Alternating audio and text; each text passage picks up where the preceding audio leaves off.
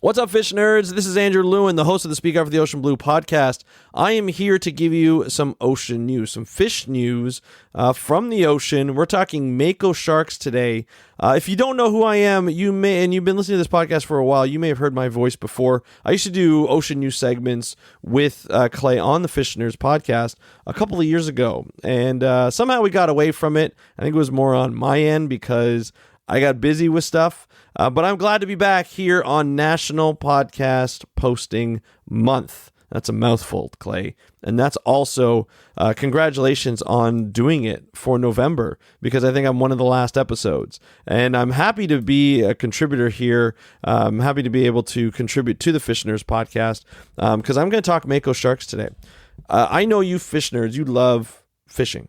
And a lot of times, big shark, big game is a big thing in fisheries. I don't know how many of you love or have done shark fishing before, but Makos is a pretty popular shark to fish. But they need protection. I'm not sure if you knew this. They do need protection. And so a lot of times they are taken up, especially on long lines in the tuna industry. And there was an article that was written by Dr. David Schiffman, a good friend of mine. And it's called, it was in Gizmodo, and it's called, It's Pathetic, World Fails to Protect One of the Most Eaten Sharks, and that's the Mako shark. It is one of the world's most eaten shark. Around the world, we got the EU, the US, a lot of places in the EU, especially US, and maybe even Japan and China on some areas. But the world got together at the International Commission for the Conservation of Atlantic Tunas, which is why are we discussing Makos at an Atlantic tuna conference or meeting? It's because they get caught up as bycatch on the long lines for the tuna, and they get caught quite a bit. Actually, they're one of the most caught sharks on these tuna fisheries long lines, and so they need to be protected.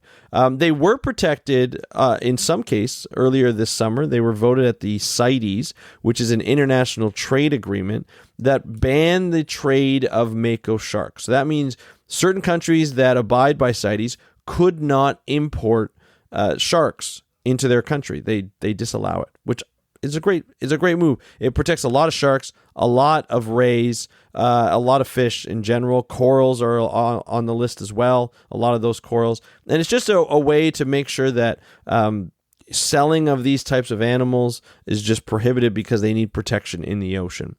So that was protected from the trade, but not from actually getting caught. And sometimes the rules get a little shady at times. And so what happens is if a Mako shark is caught and it's not dead, you're not allowed to keep it. You have to throw it away. But if it's dead, you can put it on your boat. Well, that's not good, because what's going to happen? Oh yeah, they're just going to kill the shark and bring it on their boat, and they can sell it, right? Why wouldn't they sell it? Because it costs it pays a lot of money to have those, and you already caught it. You already took the time to bring it on the boat. So why not just sell it and make some money off of it? The new rules, if it was banned, if they agreed to ban them, which they did not, spoiler alert, they would be banned from getting caught. You'd have to release them, dead or alive. You'd have to discard the body. Now, why would you discard the body if they're dead? Well, they actually provide food for the ecosystem. You know, even an apex predator like the Mako shark, if it dies, it will go to the bottom, it will get decomposed, it'll get eaten. It will decompose, it'll get eaten, and it'll provide the ecosystem with a lot of food, which is designed to do once it dies anyway. It's not always designed to get taken out of the ocean. So, the good news before this meeting started is the International Commission for the Conservation of Atlantic Tunas, the scientists spoke about it for 8 days, and they said, yes, we need to ban any type of catch of the Mako shark. Boom, no problem. Scientists said we should not catch these wonderful, magnificent sharks that are dwindling in numbers worldwide. So we're going to protect them, right? We're going to vote on it and we're going to protect them. No, we're not. We're not going to protect them.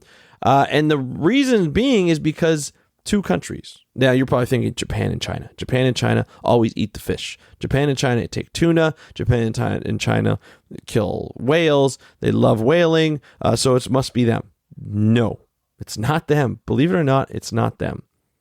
If you did say it was them, I would have been like, yeah, you're probably right. The measure was brought up by Senegal, or led by Senegal and Canada, but was ultimately defeated because the EU and the US, the top and third ranking fishing nations that are parties to the ICAT, which is the International Commission for Conservation of Atlantic Tunas, for Mako sharks by landing. So they're the ones who catch the most, the first and the third. So the first is EU, the third is the US. They didn't want a total prohibition on landings, preferring to still allow some fishing. Okay, whoa. Why is that happening? Well, in the EU's case, Portugal and Spain are the top top countries that are responsible for catching the most Mako sharks. And so a lot of people are angry. One person said it's pathetic. Another person said the EU's lead role in the depletion of Atlantic Mako sharks is nothing short of scandalous. That was a quote by Ali Hood, who's the director of conservation for the Shark Trust, a UK shark conservation nonprofit. She said Spain and Portugal take the lion's share of the valuable, vulnerable resource with no limits on the catch. This short-term economic interest has skewed the stance of the EU as a whole, resulting in the unworkable and widely unpopular position that has scuppered the best chance to turn the tide for the endangered species. So now we have a good news where we had CITES saying that we're going to put a ban on the international trade of Mako sharks. However, this ICAT, where Makos are caught quite a bit, can say, no, you can still kill a Mako shark if you catch it. You don't kill it, but you can still take it in if it's dead. So what do you think people are going to do? They're going to kill it, and nothing is going to change. And the problem is we're not looking at the long-term solution. We're looking at the short-term sort of profit that animals can get, or that countries can get from these animals. And that's a disappointing thing when it comes to conservation. When we talk about conservation, we talk about fisheries, a lot of times we get these types of votes. If you watch a great documentary on Netflix, it's called The End of the Line or Along the Line, something like that. It's narrated by Ted Danson. It was produced by Oceana. It's a conservation organization that's in the States and worldwide. They put on this, they were talking about the tuna industry. And the one thing I always like to quote from that is, when they came up with the quotas, when the EU came up with the quotas for the Mediterranean tuna, or the Atlantic tuna, I think. It's been a while since I watched this movie. But I suggest you watch it, because what happens is the scientists said, okay, you can take 15,000 tons. That's as much as you can take. 15,000 tons of tuna.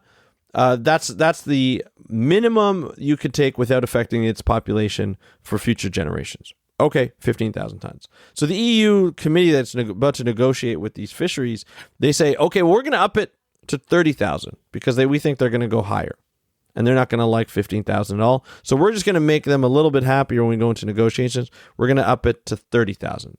So that's double the amount that we were supposed to take to make sure that it's a sustainable amount that's taken. So now we're making them go extinct twice as fast. Okay. They finish negotiations with their fisheries counterparts, the stakeholders. Now it's gone up to 60,000. 60,000 tons. Oh my God. It's 4 times the rate at which we would want to keep it for generations to come. 60,000. That's how negotiations work. And now you know why conservationists are so angry sometimes. Because we have to deal with this. Scientists say, okay, this is the number. This is the number we need to keep. This is what the math tells us. This is what the stock is telling us. And then we get into the politics of it all. We get into the negotiations. And then there are some commercial fishers that just want the money and they don't care. And this, watch the documentary, because they also talk about the one company, the one corporation that is involved in catching tuna at an irregular, like at an enormous rate. Flash freezing it for 25 years from now so that they can sell it at a premium when it goes extinct. I'm going to let you tell Clay which corporation that is after you watch the show or after you watch the documentary. That's it for me here on the Fish Nerds podcast, your special segment for Speak Up for the Ocean Blue. I want to thank you for letting me be on here. If you have any questions, I am in the Fish Nerds group. You can contact me. You can ask me questions. I'd be more than happy to answer them. Just tag me in it. Andrew Lewin, Lewin. Clay, thank you so much for allowing me to come on, and good luck in finishing up your National Podcast Posting Month journey. Congratulations on almost finishing that journey. You rock, your podcast rocks, and your audience rocks as well. That's it for me. Thank you very much. I'll talk to you next time. Happy conservation.